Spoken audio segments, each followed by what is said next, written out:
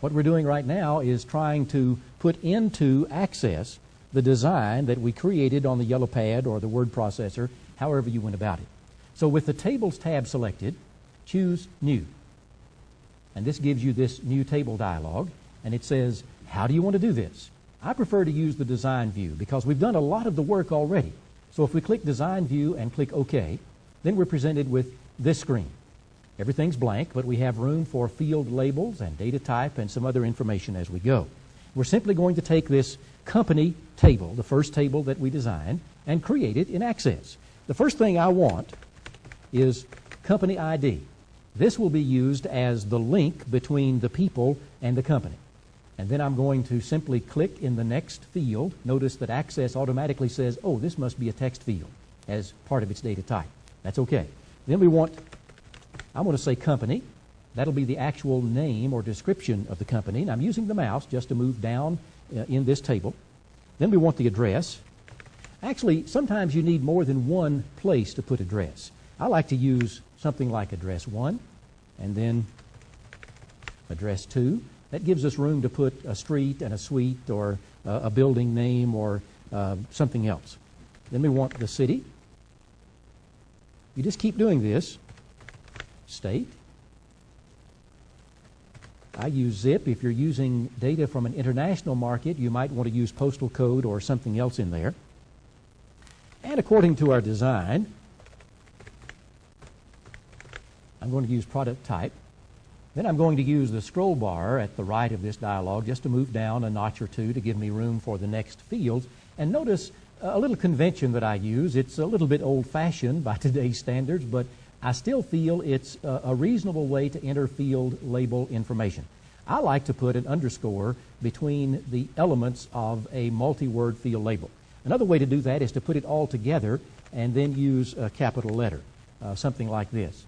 You can, in Access, simply put a space.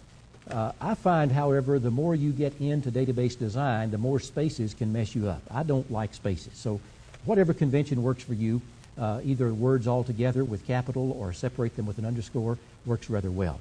Click in the next, and we're going to put telephone. And again, we may want multiple telephone numbers, such as telephone and fax phone. And we're just going to keep entering the data.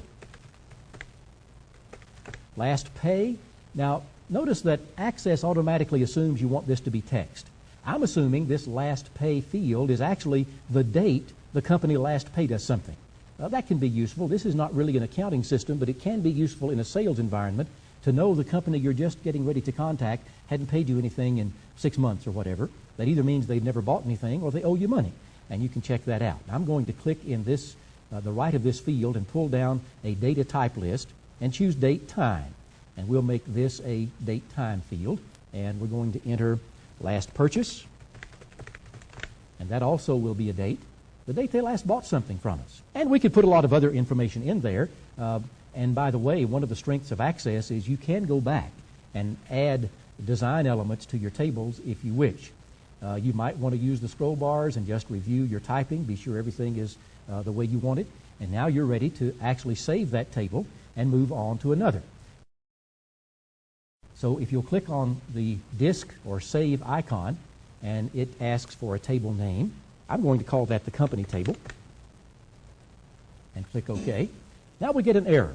This is a very common type of error, and it's one you want to deal with.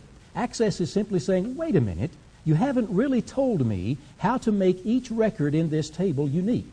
There's no primary key. A key field is simply a way to uniquely identify each record in the table. And it says no primary key is required, but we recommend it. You want us to create one for you. Well, yeah, I do. And I'll click yes and let Access do that and use the scroll bars to go to the top, and you'll see what happened.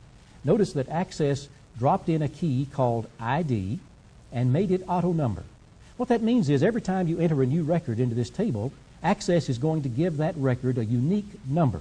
So we could track it by number if we want to. As a practical matter, we're going to use company ID to do a lot of our tracking. That table's been changed, so let's save it again, and then double-click this icon, and we're back to the database display. And notice we now have an object. We have the Tables tab selected, and in that is the company table that we just created. Well, the process is pretty simple. You start with your